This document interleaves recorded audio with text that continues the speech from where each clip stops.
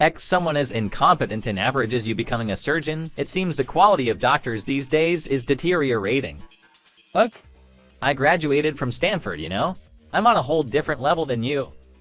He said with a sneer, "This man, Johnson, is my colleague." You should also, as a doctor, try to improve your skills a little. After saying his piece, he left the area with a satisfied smile. Phew! He finally left. Just as I thought that, someone patted me on the shoulder. Don't worry about him, Dr. Keith. Betty? It was Nurse Betty who tapped me on the shoulder. She's a veteran nurse, and also the head nurse who oversees all the nurses in this university hospital. He doesn't like that you are so popular among your patients. Ha, is that so? Absolutely. He has a bad reputation for being cold and arrogant in his consultations, giving only sketchy explanations and not considering the patient's feelings. Indeed, as Betty said, I have not heard much good about him, but I heard he's performed quite a number of operations. How dare he say that? He only assists and has never been the primary surgeon. Moreover, they're all simple surgeries that any doctor should be able to do. I gave a wry smile at her, who wrinkles her brow as she complains bitterly. The term assisting refers to the role of being the primary surgeon's first assistant. While not directly performing surgery, observing a lot of surgeries by the primary surgeon would certainly be a great learning experience. I shook my head to defend him. I also don't have much experience as a primary surgeon. As I said this, the frown on her face disappeared and a smile formed on her cheeks. But you're doing great. You always treat your patients with a gentle and careful manner. And above all, your accurate diagnoses have led to early detections, saving many patients. I'm only making decisions based on the situation. Hearing me say this, she puffed up her cheeks in dissatisfaction.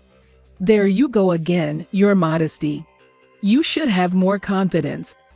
While we were having this conversation, her pager beeped. It's a mobile phone for use in the hospital. Oh, my pager is going off. I'll see you later. Sure, see you? Betty told me to have more confidence, but I don't think I'm that special. Because I couldn't save the person I really wanted to save. Keith, are you really going to be a doctor? Yeah, I've told my parents and school. After graduating from high school, I'm going to medical school. I wonder if you, who's afraid of blood, can do it. I can do it, because I looked at her lying in front of me. She was connected to various tubes and lying down. When I told her, "I'll do anything to cure your illness," she gave a sad smile. Thank you.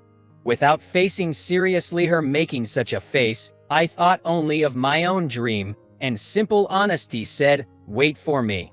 I'll become a doctor who can cure any injury, any illness, even your illness," and gave a big smile in return. Seeing me say that, she looked surprised, but soon a gentle smile appeared on her face. Okay, it's a promise. Be a doctor who can save not only me but also others. Yeah, I promise. We made a pinky promise. While making the pinky promise, she cried. She cried while laughing. I'm happy. Saying that, she was crying and laughing. At that time, I didn't know. With little time left, I didn't know that day would be our last. While I was lost in the last memories with her, Betty rushed over to me. What's the matter, Betty? An emergency patient is being rushed here in an ambulance right now. What's their condition? They've been in a car accident. There's an exposed head wound, and they are bleeding from the abdomen. They also have a fractured right leg, and the paramedics are giving them first aid. An exposed head wound. Their organs might be ruptured. Clear an oar. While asking her to arrange the oar, Johnson showed up. An emergency. After asking that, he gave me a smirk as if he was making fun of me. You're not cut out for this. I'll do the surgery.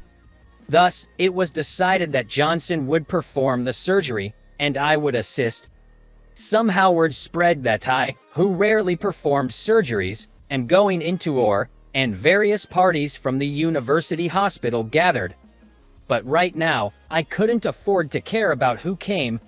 The patient who was hurriedly brought into the OR on a stretcher was covered in blood from both their head and abdomen, and their right leg was bent in an unnatural direction. This is terrible. Hang in there. I'll save you no matter what. Thinking that, I looked at Johnson standing next to me. Contrary to me, who wanted to save them at all costs, Johnson looked pale enough that it showed even through his mask. Dr. Johnson, when I called out to him, Johnson shook his head. This is impossible. I didn't know it was this bad. This patient won't make it. At his words, I felt my blood boil. They won't make it. How can you say that in front of a patient? Surprised by me, who usually don't raise my voice, Johnson fell down on his rear. Ignoring him, I let my emotions out and throw my thoughts into him. Don't decide before you try. What's the point of being a doctor if you give up so easily? There's a patient suffering right in front of us. You're not a doctor if you don't even try to save them. Johnson sat down, looking perplexed, but he kept staring into my eyes. I'm sore. He was probably trying to say I'm sorry. His voice was trembling. Judging that Johnson wouldn't be able to handle the current situation, I moved to where the operating surgeon stands. I'll do the surgery. When I declared that, he looked surprised. What? So please step aside, Dr. Johnson. But you can't possibly do the surgery. You've only done a handful of operations. There's no way you could do such a difficult operation. We don't have time to argue. Just step aside, Dr. Johnson. Overwhelmed by my determination, Johnson, still shaking, stood up and moved to where the spectators were. Let's get started. From that point, no one else's words reached my ears. I only listened to the necessary words. What that speed? Of course, I didn't hear what Johnson was saying either. He's in a different league. At Johnson's words, one of the spectators watching in the corner responded. You don't know Professor. Dr. Keith. He was top of his class at Harvard Medical School. What, him? Unaware of the exchange between Johnson and Professor, I only focus on the patient in front of me. I will save them. I decided that day. No matter the injury, no matter the disease, I will definitely save everyone. I promise to be that kind of doctor. So, watch me. Linda. Dr. Keith.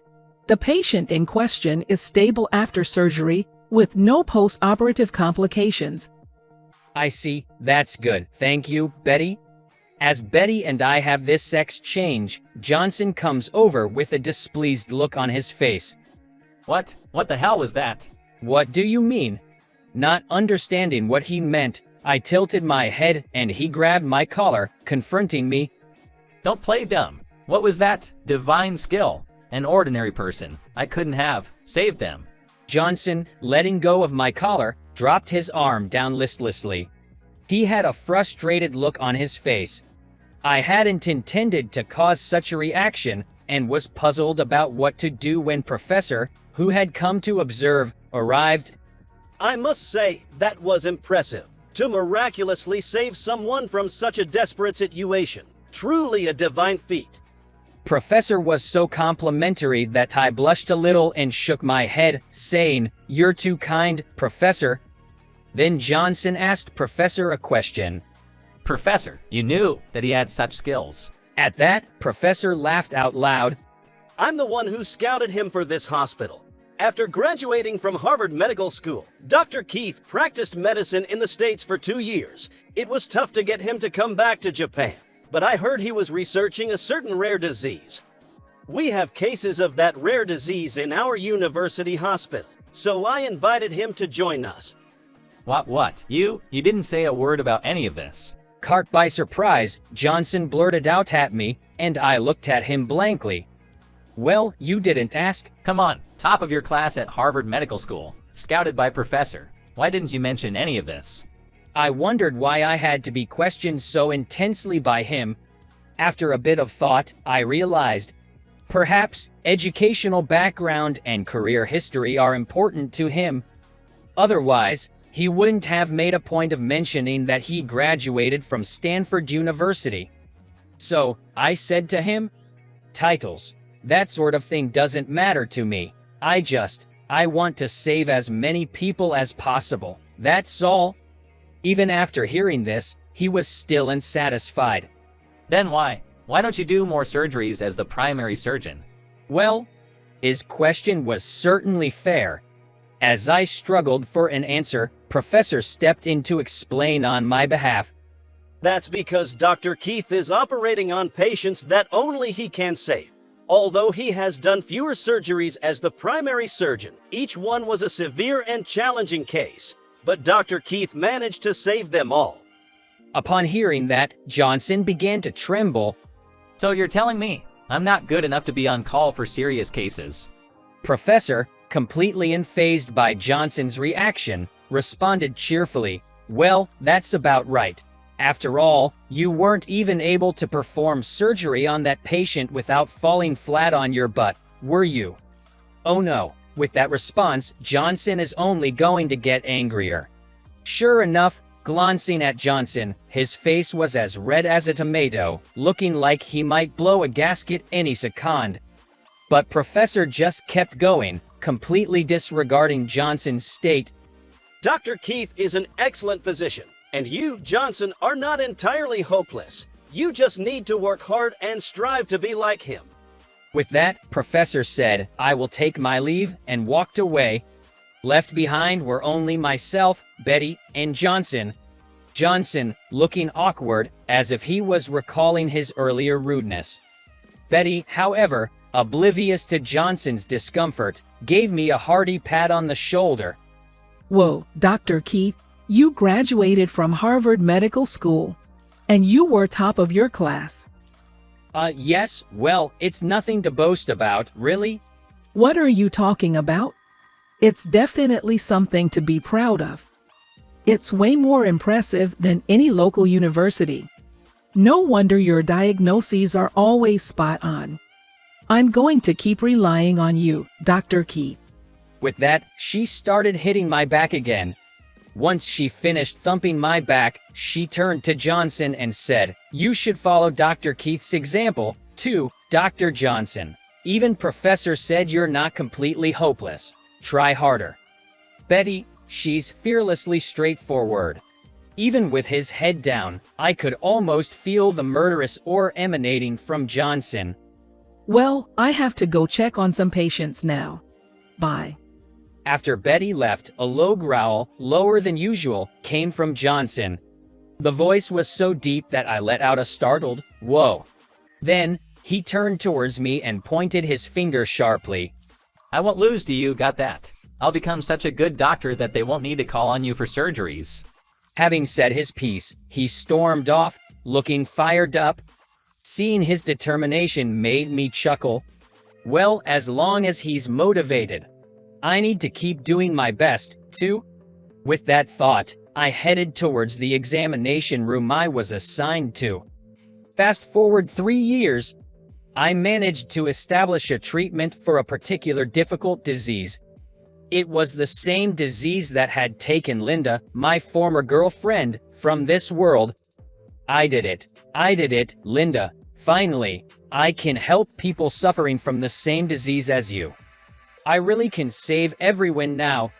Finally, all my hard work is being rewarded. Dr. Keith, this research paper, it's undoubtedly going to change the world, and you'll be swamped with patients wanting you to operate on them. You'll hardly have a moment to rest. Are you sure you're okay with that? When asked by Professor, I nodded without hesitation. That's why I became a doctor. I am Keith, a Harvard Medical School graduate with first-class honors. I worked as a doctor in the US for 2 years after graduation. Now, I'm back in my home country, working as a doctor at a university hospital. My motivation to become a doctor was to help people suffering from injuries and diseases. By the way, you may wonder what happened to Johnson. He's as unpopular as ever, that Dr. Johnson. Seeing her sighing, I ask, what happened, Betty? Oh, Dr. Keith. Listen to this. I had a patient complain about Dr. Johnson today. That stuff, what was the complaint about? In the past, Johnson had often been complained about for being rude, or giving sloppy explanations, or not considering the patient's feelings. Is he still getting complaints? Just as I was letting out a wry smile, the words that came out of Betty's mouth were completely unexpected. They're saying his smile is scary. Smile, scary? Exactly. His smile is so bad, it made a child cry during a vaccination. That's a complaint I've never heard before. Well, I said with a gentle smile, he's doing his best in his own way. I can't slack off just because I've established a treatment for Linda's rare disease. There are still many rare diseases in the world that haven't been solved yet. I want to find treatments for them as well. I have to keep doing my best to keep my promise to Linda.